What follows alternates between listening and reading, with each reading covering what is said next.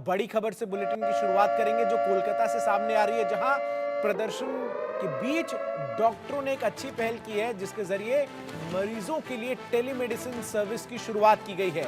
Outdoor patients के लिए अभय clinic की शुरुआत की गई है। सुबह 10 बजे से दोपहर 2 बजे तक टेलीमेडिसिन सर्विस आरजीकर अस्पताल के आसपास जो है वो शुरू की जाएगी। और आपको बता दें कि अभी आरजीकर अस्पताल में ओपीडी सेवा बंद है और इससे मरीज भी जो हैं वो काफ़ी प्रभावित हो रहे थे। अलग अलग हिस्सों से पश्चिम बंगाल और देश के प्रतिष्ठित अस्पतालों में से एक है ये आरजीकर अस्पताल। यहाँ मरीज इलाज के लिए पहुंच रहे थे, लेकिन जिस तरीके से रेजिडेंट डॉक्टर के रेप और मर्डर के बाद से आंदोलन शुरू हुआ है, तब से ओपीडी सेवाएं जो हैं वो अस्पताल की बंद है। लेकिन अब इसमें एक अच्छी पहल की गई है और क्लिनिक जो है वो इसको लेकर एक खोला गया। और बड़ी खबर इस वक्त की हम आपको बता रहे हैं, जहां प्रदर्शन के साथ साथ मरीजों को जो है किसी भी प्रकार की दिक्कत ना हो, इसको भी सुनिश्चित करते हुए डॉक्टर्स की तरफ से ये पहल जो है वो की गई है। तो बड़ी खबर आपको बता रहा हूँ, कलकत्ता में प्रदर्शन के बीच डॉक्टर्स की ये बड़ी पहल और टेली मेडिसिन सर्विस की शुरुआत की गई है। अभय क्लिनिक के जरिए ये जो है वो शुरुआत की गई है। तो अभया क्लिनिक जो है उसको शुरू किया गया है डॉक्टर्स की तरफ से।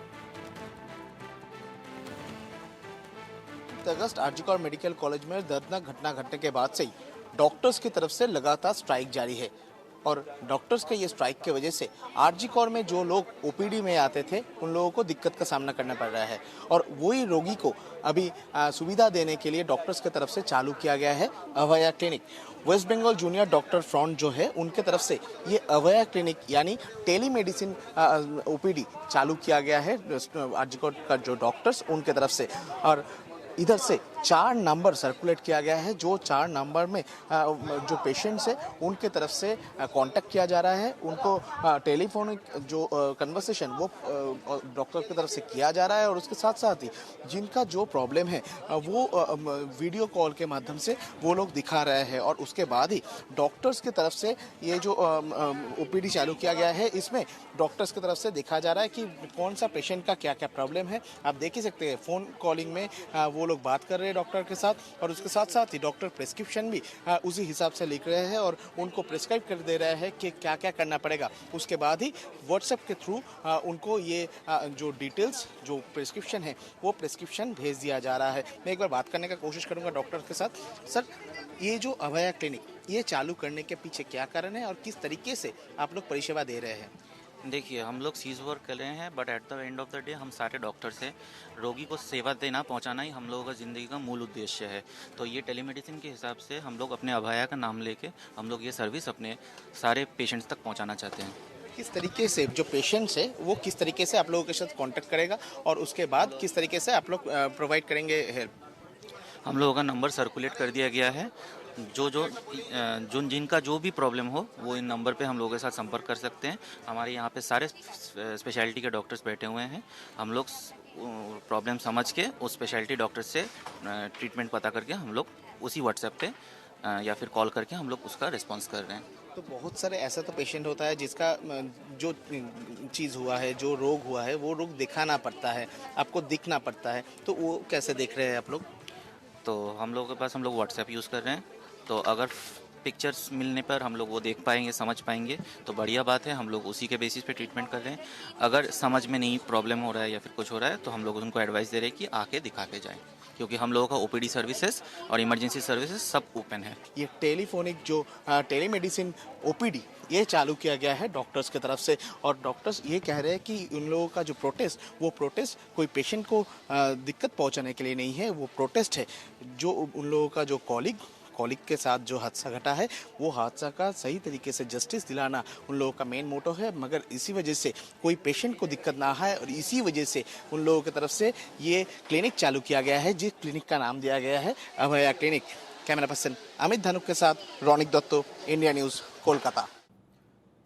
कोलकाता रेप मर्डर केस से जुड़ी एक और बड़ी खबर आपको बताएं, जहां डॉक्टरों का प्रदर्शन लगातार जारी है और ट्रेनी डॉक्टर्स से रेप और मर्डर के खिलाफ प्रोटेस्ट जो है वो लगातार यहां पर चल रहा है। बीते 21 दिनों से जूनियर डॉक्टर्स का ये प्रदर्शन लगातार जारी है। आरजीकर मेडिकल कॉलेज की जो ओपीडी सेवाएं हैं वो भी ठप है। इसके अलावा पश्चिम बंगाल के तमाम जो मेडिकल कॉलेजेस हैं वहाँ पर रेजिडेंट डॉक्टर्स जो हैं वो लगातार हड़ताल पर बैठे हुए हैं। तो बड़ी खबर, सबसे बड़ा सवाल ये है कि जिस तरीके से प्रदर्शनकारी डॉक्टर्स की ये मांग है कि तुरंत जो है वो डॉक्टर्स की सुरक्षा के लिए एक कानून जो है वो बनाया जाए। तो डॉक्टर्स के रेप मर्डर के बाद जिस तरीके से प्रदर्शन शुरू हुआ, अभया के साथ जो कुछ हुआ, उसके बाद जितने भी ट्रेनी डॉक्टर्स हैं वो सड़कों पर उतरते हुए नजर आए। देशव्यापी प्रदर्शन जो है वो रहा।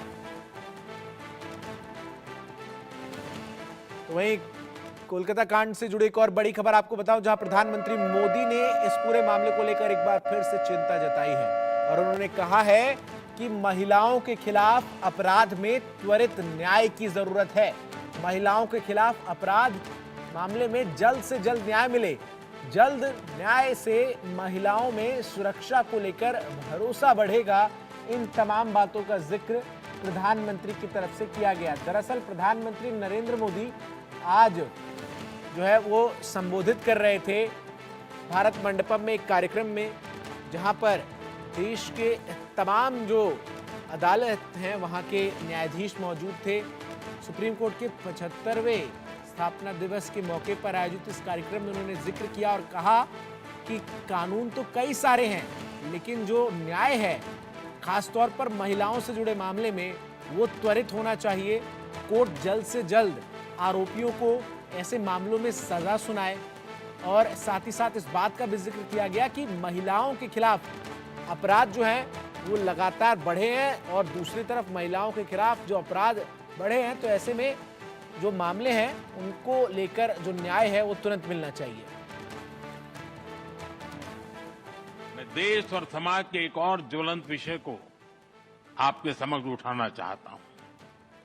आज महिलाओं के खिलाफ अत्याचार, बच्चों की सुरक्षा समाज की एक गंभीर चिंता है। देश में महिलाओं की सुरक्षा के लिए कई कठोर कानून बने हैं। 2019 में सरकार ने फास्ट ट्रैक स्पेशल कोर्ट की स्थापना की योजना बनाई थी। इसके तहत अहम गवाहों के लिए डिपोजिशन सेंटर्स का प्रावधान है। इसमें भी डिस्ट्रिक्ट मॉनिटरिंग कमिटीज की भूमिका महत्वपूर्ण हो सकती है। इस कमेटी में डिस्ट्रिक्ट जज, डीएम और एसपी भी शामिल होते हैं। क्रिमिनल जस्टिस सिस्टम के विभिन्न पहलुओं के बीच समन्वय बनाने में उनकी भूमिका अहम होती है। हमें इन कमेटियों को और अधिक सक्रिय करने की जरूरत है। महिला अत्याचार से जुड़े मामलों में जितनी तेजी से फैसले आएंगे, आधी आबादी को सुरक्षा का उतना ही बड़ा भरोसा मिलेगा।